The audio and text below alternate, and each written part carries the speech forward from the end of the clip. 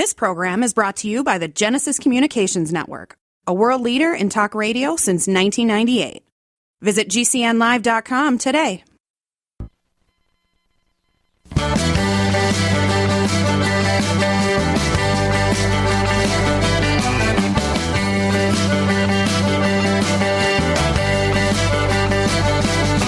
Broadcasting and streaming live all across America. This is Home Talk USA with Michael King, where we will discuss topics pertaining to your home with industry-leading experts. Michael King is a licensed general contractor with more than 30 years of experience in home improvements and the author of Contracting with the King.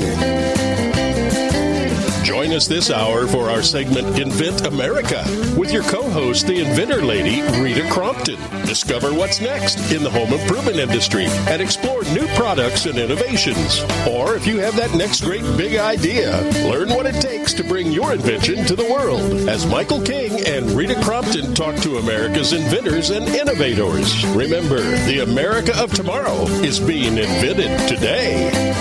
We invite you to visit us at HomeTalkUSA.com.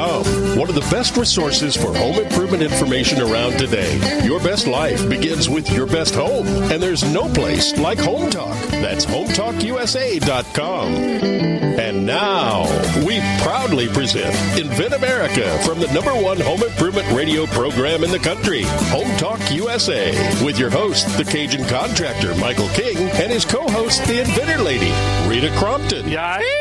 Welcome to Home Talk USA. That's right. This is the Invent America part of our show, part of the Home Talk USA radio family. We want to welcome all of you on this very special day. This is our 20th anniversary on this network at the Genesis Communication Radio Network at GCNlive.com, episode 1067. So we definitely want to thank all of you for tuning in all of these years. But this is a great hour. We're going to have some great fun. We're going to be talking to some inventors, some entrepreneurs. We're going to be kind of walking you through a blueprint that if you have that next great idea, how do you go from the idea to actually getting it on a piece of paper, to actually get your prototype, file your patents, all your protection. So that's what we do here this hour. But who better to talk about this than my co-host, the inventor lady herself, Miss Rita Crompton. Rita, how you doing, my girl? It's getting very close to the trade show coming up, huh? I know. We're so excited. Next week, we will actually have people from ASD Market Week talking about the show. So I'm real excited about that one. All of our guests are going to be related to the show. In fact, the ones we've got on today are related to everything we're doing now before the show is related to the show. So I am real excited about getting that all teed up and talking about it. And yay, we're making history, right? You got it. But you want to talk about something that's very important that is kind of left out, and that's towards marketing. And I want to talk of what we call in the industry that black hole of marketing. And can you explain that to our audience, what we're talking about, and how costly this can actually be to a new inventor if they just don't follow these little simple rules? It's a matter of, inventors will say, well, I've spent so much money already, and they get to the point now they've got product. They want to get out there. They want to start talking to people and showing how wonderful it is. And, this black hole of marketing, it can be such a money suck. It's like throwing money down a black hole, and you never know what the return is going to be. So one of the things that we do is we try to help inventors squeeze every ounce out of that dollar that they possibly can. And there's some things that make more sense than others.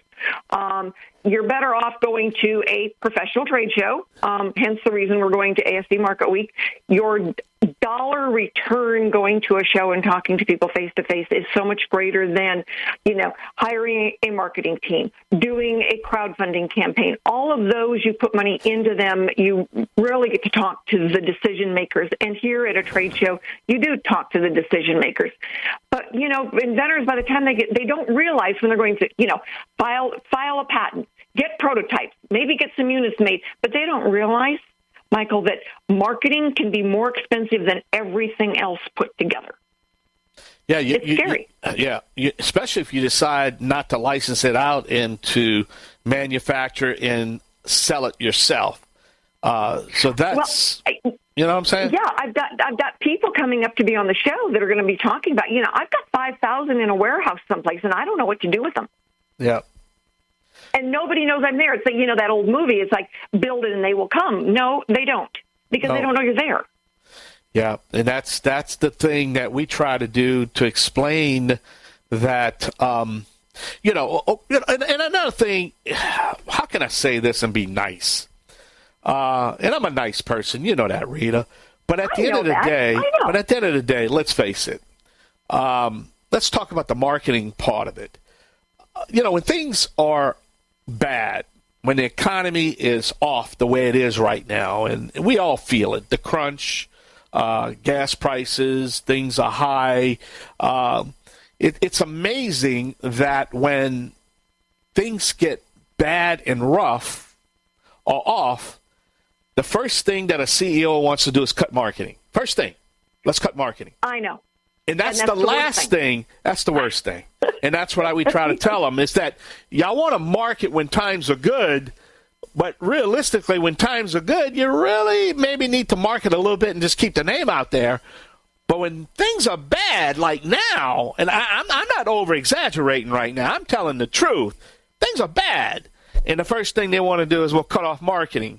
And let me tell you, marketing is the key to success or failure of any business. Well, look at Bud. Exactly. Look what happened to Bud. Look what's happening now. Oh, yeah. It's taken, I'm not trying to get political here, but it's now taking Peyton Manning and Emmitt Smith to bail out Bud Light. I saw the commercial. What are they going to do when the football season is over? Who That's knows? right. I'm glad they're bringing the Clydesdales back. So, but the point is, they had a gender thing, and Bud went in the toilet. But marketing can make you or destroy you. So I know I'm kind of getting off topic here, but all this is related, Rita. All this is related. It is. The two inventors that are on now both have inventory. They are both on the show because they want people to know that they've got inventory. And if you, out there, we always say it's like support your local inventor. Go to their website and buy their product. Yeah. And not everybody's going to buy everything, but both of these are really cool products. And I get inventors that say, let me send you one and try one. Let me send you one and you try it. And so it's almost like I'm doing a commercial for them, and it's like, that's okay, because that's what we do on Invent America, is tell people, about those great products that American inventors have taken the time and the energy and the money to make available to them. And, that's what we want to do, is make all of America understand what goes into this. My God, an inventor says they can spend $50,000, they can, do a second mortgage on the house. And the last thing we want is for a really cool product to gather dust in their basement. We want to let everybody know the cool products that are there. And you said a good point, and I like to use Guy Woods with Green Products as an example, one of our sponsors of Home Talk. Here's a gentleman that does wood restoration, and nobody knew about his company. And wood restoration products are very on demand, a lot of competition. Well, he he came on this show, and basically what he did was the audience went down to the box stores, and obviously they wasn't in the box stores. So when he went to the box stores, what you think the store manager is getting the information? They say, who are you? And no, we don't have Green Products wood restoration. So what you think they do? They call in their buyers. The box stores call in their buyers, want to find out about these Green Products. So now, by him inquiring, now they contacted Green Products. Now Green Products is in all the box stores. So what we did was we just created the demand. We got the audience to go to the store looking for the product that ain't there. So they're very smart. They're very smart. They're going to say, well, tell me about this Green Products. Well, where did you learn? Well, it was on this show. Why don't you have it? Well, I'm going to call my buyer right now and find out why I ain't got it. Yep, that's what we do. That's right. That's what we do right there. Now, we might as well just shut the show down, right? We don't have to do this anymore. No, we've got two that we've got to brag about. So, anyway. All right, we're going to take a short break right here. You're listening to Home Talk USA right here on the Home Improvement Broadcasting Network. This is the Invent America part of our show. And me and the Inventilator, Rita Crompton, we're going to come back with our first guest and our first topic. Yahee! Y'all stay with us now.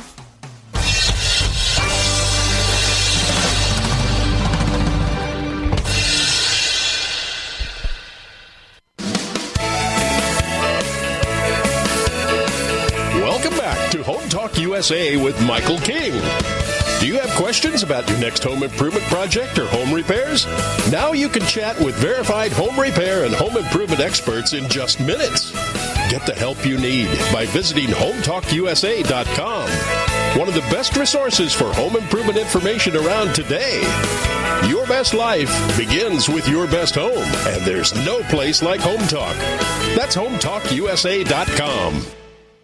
And now, back to Invent America from the #1 home improvement radio program in the country. Home Talk USA with your host, the Cajun contractor Michael King, and his co-host, the Inventor lady, Rita Crompton. Hey, welcome back. Don't forget to visit our website at HomeTalkUSA.com.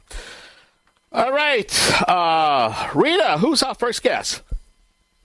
Our first guest today is Lisa Rice, and Lisa invented a product called Rollngo. Back in 2016, she was hiking from her car through the parking lot and about 8 blocks to get to an outdoor concert, and it was 80-plus degrees out there, and she figured there has got to be a better way to do this than slinging everything over my shoulders. So Lisa invented then Rollngo. Lisa, thanks so much for being with us today. Her website is rollngobag.com. And Lisa, tell our listeners, what is it and how cool it is? Man, I can't wait to get my hands on one of these. So thanks. Hey, so Roll and Go bag is a bag that you can pack, goes to a concert, picnic, soccer moms use it. It's really versatile for pretty much anything you want to use it for, but I did invent it to go to mainly to carry 2 folding camp chairs. It has a detachable insulated cooler, insulated wine bottle holder, water, whatever people drink. Storage space inside and out, weighs 4 pounds. It's made of 600 denier ripstop nylon, and it's just a great outdoor product that you can roll. It's got wheels, and you can just pack that thing and roll and go wherever you want to go. It's really just a fun summer, or I guess spring, whatever people are, wherever they're at. They can use it for any kind of event, concerts, like I said, ball games, you name it. It's really unlimited. I've seen the pictures of it. It's amazing. My daughter's getting one of those for Christmas because I've been there with her when I've had to carry the stuff from the parking lot to, wherever we were going to watch the concert. So, you had a short run done on your product. How do you get the word out? What were you doing to get people to know where to go and buy it? So some of the things I was doing, I was going to some kind of smaller venues, vending, booth rental spots, vending spots. I was, of course, I made a website, and that is also rollngobag.com, and you can go check the bag out there. But I created that website. I did do some marketing outside with magazines, a couple of different shows, different companies, the Grommet, Pick Me Up, different places like this.